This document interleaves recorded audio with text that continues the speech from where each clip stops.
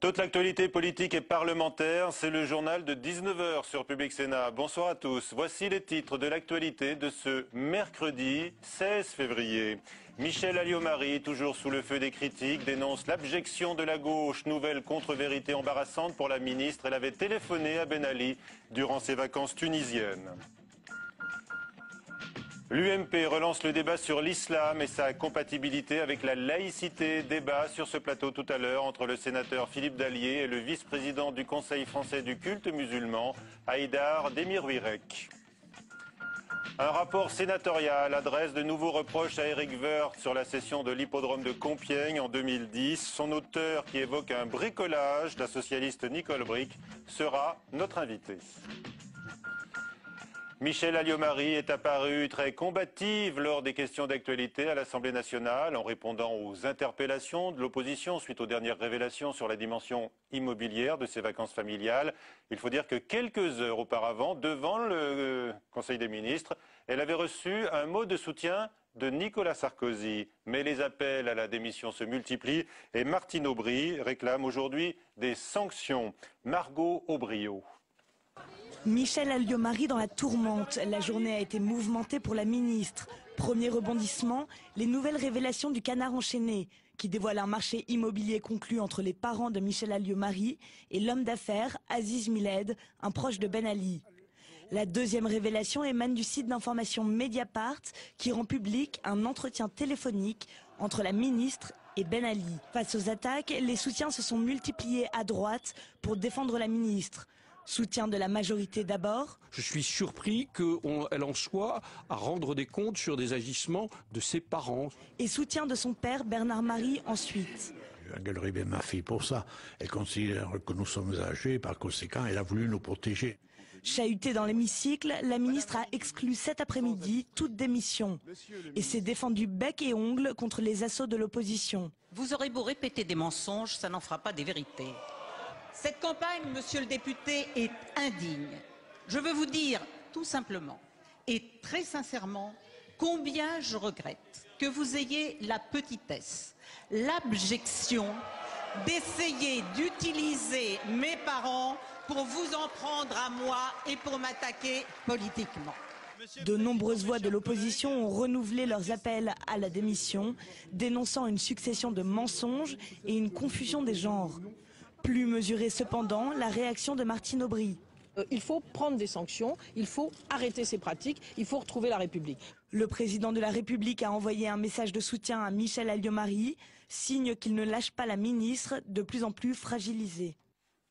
Et malgré cela, Michel Alliot-Marie a pu glisser lors des questions d'actualité que la France était pleinement aux côtés de la Tunisie et de l'Égypte dans cette période de transition. Mais avec Ben Ali et puis Hosni Moubarak, la France a perdu les deux hommes clés sur lesquels elle s'appuyait pour son union pour la Méditerranée, désormais bien mal en point. On a retrouvé Michel Alliot-Marie sur cette question cet après-midi au Sénat. Flora Sauvage.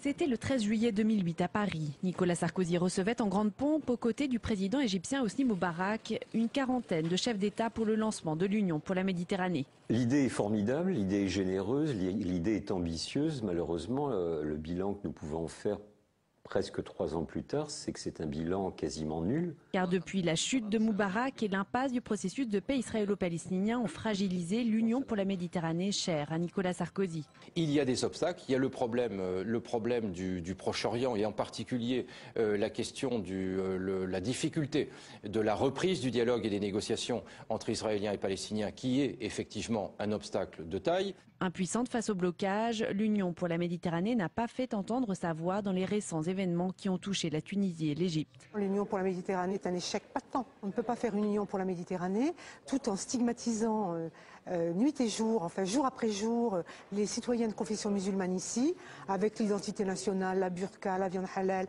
comme si de l'autre côté de la Méditerranée, il n'y avait pas Internet, les médias. C'est impossible. Plus que jamais, un nouvel élan sera nécessaire pour que l'Union pour la Méditerranée ne devienne pas une coquille vide. Le vent de révolte dans les pays arabes a gagné aujourd'hui la Libye avec un sit-in anti-Kadhafi à Benghazi. Des heurts également au Yémen entre policiers et manifestants. 2 morts sont à déplorer. En Iran, le régime annonce une contre-manifestation de haine, dit-il, contre l'opposition. Ce sera vendredi. Hier déjà, des députés conservateurs ont réclamé la pendaison pour les leaders de l'opposition iranienne et notamment Hossein Mousavi. Les collectivités locales sont-elles écrasées sous le poids des normes de toutes sortes dans le logement, les installations sportives, les crèches, les cantines scolaires? Le président du Sénat, Gérard Larcher, a tenu une conférence de presse sur ce sujet qui préoccupe grandement les élus, comme le montre ce reportage de Sandra Cerquera au gymnase de Sceaux dans les Hauts-de-Seine. Les dépenses inutiles, le maire de Sceaux n'en veut plus. Dans ce gymnase, le matériel change souvent et les coûts augmentent. Depuis que le ministère délègue aux fédérations sportives le soin de fixer les normes en matière d'équipement. Ces fédérations, c'est pas elles qui payent, ce sont les collectivités. Donc elles disent, bah tiens, ça c'est pas bien, on va changer parce que le mode de jeu a changé et que donc pour l'intérêt du match, il vaudrait mieux changer telle ou telle distance. Sans se rendre compte que derrière, le coût de ces mises aux normes va reposer sur les collectivités territoriales et donc sur les contribuables locaux. Récemment, la fédération de basket a demandé de refaire le tracé du terrain pour que des championnats nationaux puissent y avoir lieu. Coût 60 000 €, pourtant le sol est neuf. Malgré le moratoire promis l'an passé par l'État, les normes ne sont pas mieux encadrées. Ce moratoire concerne un certain nombre de normes, mais il ne concerne pas ni les normes en application de la loi, et ça c'est les principales, ni les normes édictées par les fédérations sportives, parce que ce n'est pas l'administration d'État qui en est à l'origine. Philippe Laurent demande l'extension de ce moratoire pour que la facture des collectivités diminue. En 2010, elle a atteint 577 millions d'euros. Les partis politiques sont en train de boucler leur liste pour le prochain scrutin sénatorial au mois de septembre. Les candidats devront avoir au moins 30 ans, mais la commission des lois du Sénat se prononce pour l'abaissement à 24 ans de l'âge de l'éligibilité, donc pour les sénateurs, mais cela pour le scrutin suivant. La mort à 83 ans de François Nourricier, figure mythique des lettres, écrivain et critique redouté. Dans son hommage, le chef de l'État rappelle que François Nourricier avait eu la modestie de publier des mémoires sous le titre « À défaut de génie ». Nicole Grébric, bonsoir. Merci d'être avec nous. La Commission des finances critique à son tour la cession d'une partie de l'hippodrome de Compiègne, une vente contestée qui fait déjà l'objet, il faut le dire, et le rappeler, de 2 procédures judiciaires, dont une devant la Cour de justice de la République et qui vise évidemment Éric Woerth, qui se trouve au premier plan dans ce dossier. Quelles sont les anomalies que vous avez relevées? Je voudrais préciser que mon travail ne recoupe absolument pas la partie judiciaire.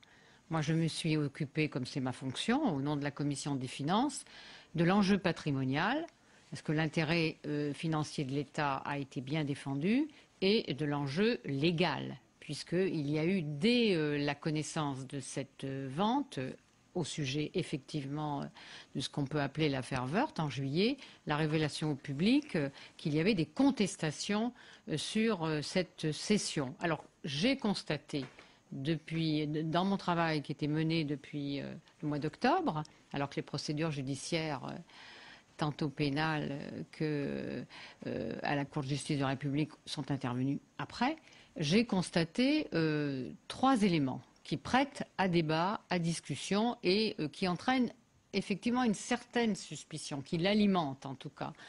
Le premier, c'est qu'alors que la société de course de Compiègne avait demandé d'acheter depuis 2000, il y a eu de multiples échecs à cette tentative et en fait, dans la dernière partie, c'est-à-dire de mai 2009, au moment où la vente a été conclue, une accélération, une diligence assez exceptionnelle, en fait, quand une on regarde célérité. Le calendrier est important. On se rend compte que vous évoquez une sorte de forcing quand même du ministre du Budget. Je n'utilise pas ce terme, mais il est vrai que son cabinet a été très actif dans une partie qu'on juge assez qui finalement, car si on enlève le différend qui a opposé le budget à l'agriculture, qui a retardé les choses, on arrive à une procédure qui a été bouclée alors qu'elle était pendante depuis des années en 7 mois. Alors, Le dossier est assez complexe. Ça, c'est le premier élément. Il y a deux autres points alors, que vous voulez soulever. Le deuxième point que j'ai constaté, c'est pour ça que je l'ai qualifié de bricolage juridique, car on a considéré, on ne s'est pas posé la question, aucune des administrations, que c'était une qualification qui correspondait au domaine public et donc qui nécessitait des conditions cumulatives qui n'étaient pas remplies et qu'à ce moment-là, il aurait fallu passer par la loi. Et le troisième point, c'est l'évaluation, la méthode d'évaluation de France Domaine, qui a conduit à un prix qui est sans doute juste, 2,5 millions mais qui met quand même le doute sur la manière dont on arrive à ce prix. Bon, alors on se souvient que dans sa défense, Éric Woerth, l'ancien ministre du Budget, avait dit qu'il avait obtenu l'arbitrage de Matignon dans cette session de l'hippodrome de Compiègne. Et vous, effectivement, vous racontez qu'il y a bien eu une réunion à Matignon. Oui, mais c'est une réunion informelle. Ah. Du reste, le Premier ministre s'était exprimé en disant qu'il n'y avait pas eu, à proprement parler, d'une réunion interministérielle, une réunion informelle qui avait lieu entre les deux cabinets et qui a permis, effectivement, après moult rebondissements, un dénouement de l'affaire. Bon, est-ce que vous avez l'intention qu'Éric Woerth était animé de mauvaises intentions en Non, d'abord, ce n'est pas moi. Vous refusez de vous prononcer. Non, mais je n'ai pas la capacité et je n'ai pas la compétence et ce n'est pas ma fonction. Ce n'est pas mon travail. Il y a deux procédures judiciaires.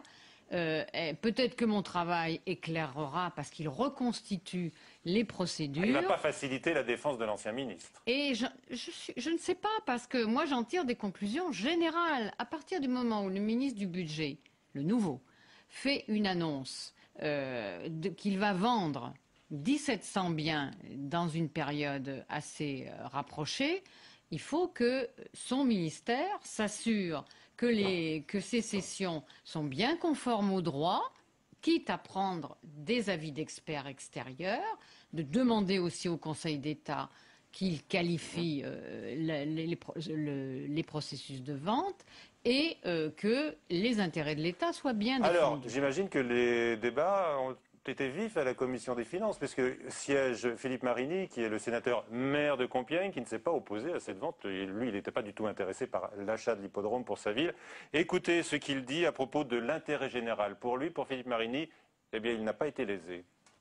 On peut estimer que les administrations n'ont pas été performantes dans la méthode, dans la forme, mais qu'au total, l'intérêt patrimonial de l'État n'a pas été lésé, je dirais bien au contraire.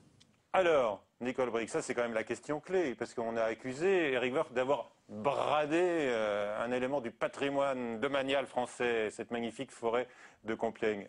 Ça n'est pas le cas, vous confirmez ? Je n'ai jamais utilisé le terme de brader, je ne l'utiliserai pas. Et c'est vrai que le prix auquel on est arrivé, même si la méthode d'évaluation, elle est quand même spéciale, oui. Parce que faut quand même voir que l'évaluateur local qui a fait le travail, il a reçu une commande de l'administration centrale qui lui disait « donnez-nous un ordre de grandeur ». Et que, à ma connaissance, ce n'est pas tous les jours que l'État vend un hippodrome, qui plus est, assorti d'un golf. Donc il a pris des références, il a fait une moyenne arithmétique et il a multiplié par la surface. Mais le problème est à la fois en amont, sur la qualification du bien, il s'agissait du domaine public de l'État, et en aval, parce qu'on arrive à un prix qui est soumis au doute, mais qui, je le dis, qui apparaît raisonnable. Très bien, c'est également l'avis de Philippe Marini. Mais je suis d'accord avec lui là-dessus. Il estime que le prix a été le bon. Nicole Bricq, merci d'être venue présenter votre rapport aujourd'hui, donc sur cette session qui a fait débat et dont, on le rappelle, la justice est saisie. La place de l'islam dans la République, sa compatibilité avec la laïcité, eh bien le thème est relancé par l'UMP. Jean-François Copé, déjà à l'origine de la loi d'interdiction de la burqa, annonce donc une vaste confrontation, c'est son mot, le 5 avril. L'une des questions porte sur l'exercice du culte, bien sûr. Les pouvoirs publics doivent le garantir, mais ne peuvent le subventionner selon la loi de 1905. Reportage éclairant sur cette question, à laquelle sont confrontés bien des maires, de François Cunet à Épinay-sur-Seine. Officiellement, le bâtiment est un centre culturel associatif, mais une grande partie est consacrée à la pratique du culte musulman. Coût de l'opération, 2,8 millions d'euros à la charge de la ville. Le maire d'Épinay-sur-Seine reconnaît flirter avec la légalité. Question d'interprétation de la loi de 1905 sur la laïcité. C'est toujours un casse-tête de dire qu'est-ce que l'on fait, qu'est-ce que l'on peut apporter à nos concitoyens. Ça peut passer effectivement par des subventions de locaux, par des mises à disposition de locaux via des bails amphithéotiques ou tout simplement un bail qui permet, je dirais, à telle ou telle association de gérer des locaux qui seraient propriété de la commune. Propriétaire du bâtiment, la mairie en a choisi l'occupant. Un arbitraire qui fait débat au sein de la communauté musulmane. Un arbitraire qui montre aussi une des limites du texte de 1905. L'intention est bonne. Le souci, c'est qu'au-delà de ça, le maire se donne ensuite le droit de venir s'ingérer directement dans le culte, c'est-à-dire de décider pour nous qui doit nous gérer. Donc, en l'occurrence, ici, il a demandé à Mosquée de Paris de venir nous gérer ici à Épinay. Et ça lui donne aussi le droit de nous dire derrière qui nous devions également prier. En attendant, inauguré il y a plus d'un an, le bâtiment a dû être fermé plusieurs semaines. Si le bras de fer continue autour de sa gouvernance, tous s'accordent sur un point. La loi de 1905 a mal vieilli. Nos invités, donc le sénateur apparenté UMP de Seine-Saint-Denis, Philippe Dallier, bonsoir. Bonsoir. Et le vice-président du Conseil français du culte musulman, le CFCM, Haïdar Demirouirek, bonsoir. Merci d'être avec nous. Monsieur Dallier, c'est le retour du débat sur l'identité nationale ? Le retour, non. Mais en tous les cas, c'est je vais dire, peut-être un sujet connexe en partie. Il y a un vrai débat qui se pose aujourd'hui sur effectivement la place de l'islam dans la République, sur l'islam en France. L'islam de France, c'est le débat tel qu'il est posé. On doit, à mon sens, le dissocier du problème de l'identité nationale. Et je crois qu'un des buts à rechercher, si on veut qu'au bout du compte, la société française vive bien, c'est qu'effectivement, l'islam soit banalisé au sens d'être une religion comme les autres. D'accord. Voilà. Il y a beaucoup de choses à mettre en œuvre pour y parvenir. D'accord, beaucoup de choses, oui, effectivement. De M. Demirouirek, est-ce que ça vous inquiète de voir l'UMP s'emparer de toutes les questions concernant l'islam? Parce que Jean-François Copé, il a énuméré vraiment tous les sujets, à la fois l'organisation des lieux de culte, les prêches, la formation des imams, le financement, bien sûr, des mosquées. Nous sommes tout à fait disposés à discuter de tous ces points que vous avez énumérés. Alors, par contre, quand on emploie le terme de confrontation, d'accord, oui, à une confrontation d'idées, oui. de mettre les choses à plat, de discuter. Je pense que ça ne peut être que bénéfique, puisque jusqu'à présent, on avait l'impression que ces débats, que ce soit sur la burqa, sur l'identité nationale, avaient pour but de stigmatiser, pour des buts électoralistes, une communauté par rapport à une autre. Et ça, c'est ce que nous ne voulons pas dans cette confrontation. Est-ce que vous, au CFCM, vous avez envie d'être protégé plus encore contre certaines dérives fondamentalistes qui peuvent prospérer dans certaines banlieues? Philippe Dallier nous en dira sans doute un mot. Alors, je pense qu'il ne faut pas faire l'amalgame et se centrer sur le fondamentalisme. En France, nous avons une immense majorité de musulmans qui vivent leur religion tranquillement dans la société. Et de ramener à chaque fois l'idée hypothétique d'un fondamentalisme très présent sur le territoire français... Mais c'est bien cela qui est dénoncé aujourd'hui par les autorités de l'État jusqu'au plus haut niveau. Nous dénonçons nous aussi le fondamentalisme extrémiste qui pousserait à des actes de violence. Et ça, je pense que le CFCM l'a fait à chaque fois que c'était nécessaire. Mais ne confondons pas les deux débats, je pense. Vous avez raison, il ne faut pas confondre, mais de l'autre côté, il ne faut pas non plus nier les problèmes. Parce que je pense que si le problème est posé, et si pour beaucoup de Français des questions les taraudent, c'est parce que pendant trop longtemps, on n'a pas parlé de ces sujets-là. Et si on parle... Et je pense qu'on peut aussi mettre sur la table le débat de l'intégration, parce que c'est certainement celui-là qui est peut-être le débat le plus fondamental. Comment ce pays, comment la République française a-t-elle la capacité d'intégrer des gens venus de partout et dans des départements comme le mien, concentrés de manière telle que certains s'interrogent effectivement sur ce que sera la société française. Le lien avec la religion, là, dans ce souci? Non, pas nécessairement. Moi, je pose effectivement le problème, et ça revient à parler d'identité nationale. Alors, peut-être que le débat était mal posé, mais il faut comprendre que pour beaucoup de nos concitoyens, quand ils vivent dans les banlieues notamment, et qu'ils voient leur environnement changer, qu'ils voient les commerces devenir des commerces ethniques, eh bien ces gens-là s'interrogent effectivement sur ce que sera notre société demain. Alors, la religion est une partie de ce débat, il faut avoir le courage d'en parler, il ne faut pas nier les problèmes. On sait bien qu'effectivement, dans nos banlieues et en Seine-Saint-Denis, il y a un certain nombre de fondamentalistes qui sont à l'œuvre. Certains voudraient faire de la politique sous couvert de religion, donc il faut pouvoir en parler, mais calmement, tranquillement, et voir comment la République, effectivement, eh bien, fait au bout du compte de la religion musulmane une religion comme les autres. N'allons pas par raccourci tout pointer sur la religion musulmane. Il y a des problèmes sociaux qui méritent d'être traités, les problèmes des banlieues, effectivement, les problèmes de violence dans les banlieues, les problèmes d'intégration tels que vous l'avez présenté, mais ne focalisons pas tous les sujets, tous les problèmes sur la religion musulmane et banalisons. Je suis d'accord. Est-ce que cette tentation-là existe selon vous, chez certains, dans le camp majoritaire? Je pense que d'après les débats qui se présentent et tels qu'elles sont présentées, on peut être en droit de le penser. Oui, de vous le pensez. Hein. Vous acceptez le débat, vous êtes très ouvert au CFCM, vous défendez un islam à la française, effectivement. Vous craignez quand même d'être pris en otage dans un débat qui est relancé pour des raisons électorales avec la montée du Front National. Alors, évitons les amalgames, n'instrumentalisons pas l'islam à des fins électoralistes. Philippe Dallier. Mais j'allais dire, je partage ce point de vue, mais j'allais dire, pour autant, on ne peut plus éluder ces débats. Moi, effectivement, je place le problème de l'intégration dans la nation française de gens venus des quatre coins du monde, qu'ils soient musulmans ou pas musulmans, parce qu'effectivement, ce n'est pas le problème sur lequel il faut absolument être focalisé. Moi, ce que je souhaite, c'est qu'effectivement, nous soyons dans une république laïque où, dans l'espace public, eh bien, nous partageons des valeurs et un mode de vie qui nous est commun, issu de nos traditions, de l'histoire de ce pays. Et puis après, la religion, c'est une affaire d'ordre privé. Mais pour autant, la religion, effectivement, elle doit effectivement s'organiser sur le territoire national. C'est vrai que dans mon département, j'ai parfois entendu des imams qui ne parlaient quasiment pas un mot de français.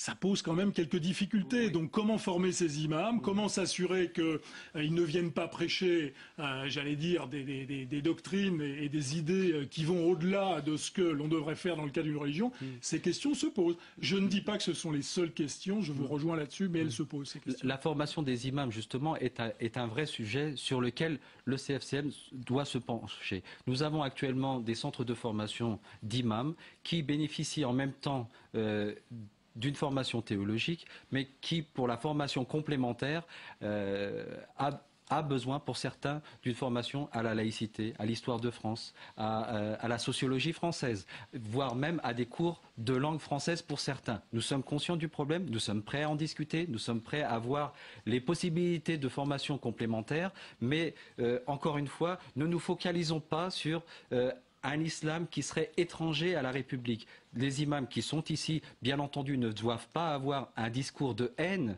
vis-à-vis des autres confessions, vis-à-vis des autres musulmans qui ne seraient pratiquants ou pas pratiquants. Bien entendu, tout ce travail-là doit être fait d'une part parmi les musulmans, et puis ouvrir aussi le débat avec... Parmi les musulmans, mais là c'est un parti politique qui s'empare du sujet. Alors au départ vous étiez quand même très ouvert sur le débat, mais quand on vous écoute, vous êtes quand même plutôt inquiet. Je ne suis pas inquiet, je suis inquiet... Enfin, je ne suis pas inquiet pour les musulmans, je suis inquiet pour le climat qui se dessine en France. Malheureusement, oui. Je crains que ce débat soit instrumentalisé. Alors, Nicolas Sarkozy, c'était lundi devant des responsables de la majorité, a annoncé qu'il allait relancer ce débat. Et donc, Jean-François Copé, effectivement, s'en charge aujourd'hui. Le chef de l'État a dit qu'il ne voulait plus d'appel à la prière dans l'espace public, pas de prière dans la rue. Il y a un large consensus sur cette question, pour créer les lieux de culte, effectivement, pour que les musulmans puissent l'exercer dans la dignité. Le chef de l'État a dit également « je ne veux pas de minaret ». Comment est-ce que vous réagissez à cela ? Alors, le minaret est une architecture qui permet de distinguer la mosquée et de véritablement désigner un lieu, de reconnaître un lieu comme étant une mosquée. Elle s'impose avec, si on crée une mosquée, il faut un minaret.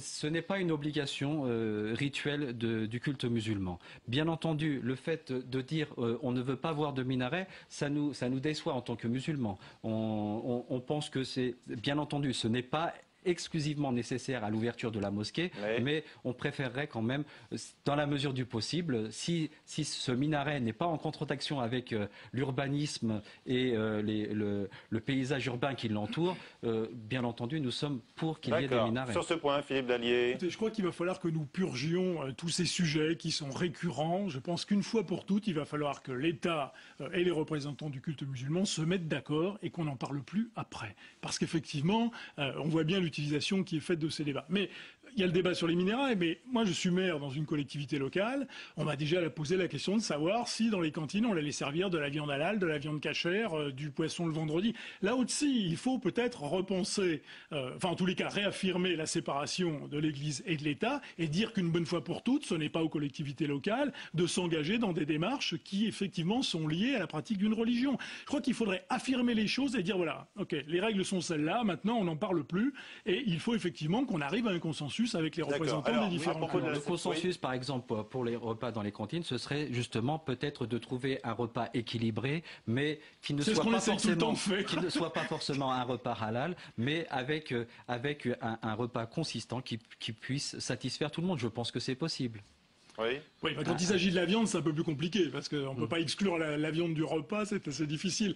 Mais il faut effectivement... Peut-être pas de la viande tous les jours non plus, ou en tout cas pour ceux qui... vous savez que la viande avec les œufs, vous pouvez avoir, les nutritionnistes l'ont étudié, vous avez les mêmes calories en faisant les un dosage. Vous dites qu'on peut supprimer le porc et offrir des repas équilibrés aux enfants. Tout à fait. Écoutez, supprimer le porc, c'est quasiment ce qu'ont fait quasiment toutes les collectivités locales. Certains le regrettent et certains nous critiquent pour ça. Hein. Il faut aussi l'avoir en tête. C'est-à-dire que certains qui sont athées ou qui ne pratiquent pas la religion musulmane ou juive nous reprochent d'enlever le porc parfois dans les écoles.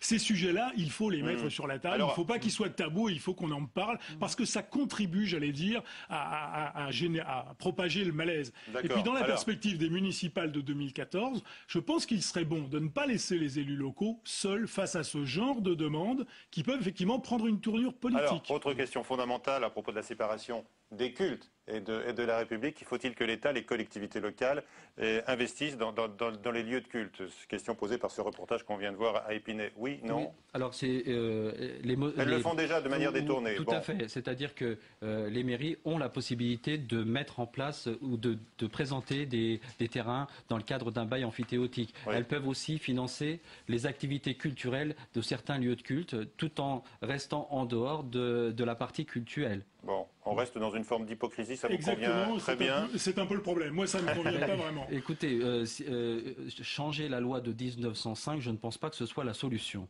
Vous la défendez, cette loi, qui est le socle de la République laïque. Oui, nous défendons cette loi. Nous pensons que c'est une loi qui assure l'unité et l'égalité des cultes dans le traitement vis-à-vis des pouvoirs publics. Les lois existent. Je ne pense pas que ce soit une hypocrisie que les mairies financent la partie cultuelle. Je ne pense pas que ce soit une hypocrisie. Pardon. Culturelle, oui. Culturelle. Et je ne pense pas non plus que ce soit une hypocrisie qu'elle puisse elle-même garantir les emprunts contractés par les associations musulmanes ou autres d'ailleurs. Ça ne vous satisfait pas, cette situation bancale? Je pense que là aussi, il ne faut pas laisser les élus locaux. J'ai pas la solution toute prête. Ce que je dis, c'est qu'il ne faut pas laisser les élus locaux face à ces problèmes. Après, ça devient des enjeux de pouvoir locaux. Et ça n'est pas bon. C'est un sujet qui intéresse la République et donc le gouvernement à son plus haut niveau et le Parlement. Le débat va se poursuivre. Vous voulez dire un mot encore? Allez-y. Oui, non. Il y a une situation qui existe, il faut faire pour le mieux, en dialoguant. Voilà. Allez, voilà, tout le monde est animé des meilleures intentions et des bonnes volontés, évidemment, bien sûr, sur ce sujet aussi. Merci à tous les deux. Merci. Bonsoir à tous. À 22h, Sonia Mabrouk pour le prochain journal sur Public Sénat. Tout de suite sur la chaîne parlementaire Assemblée nationale, question d'info.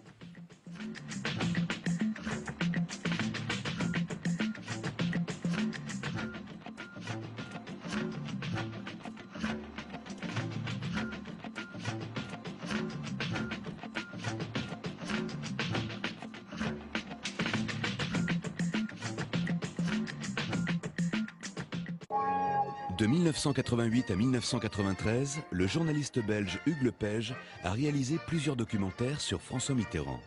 Durant des années, j'avais pu tourner dans des conditions exceptionnelles pour l'époque. Justement, j'ai reçu ce matin une lettre du roi des Belges. Ah bon? Je vous signale.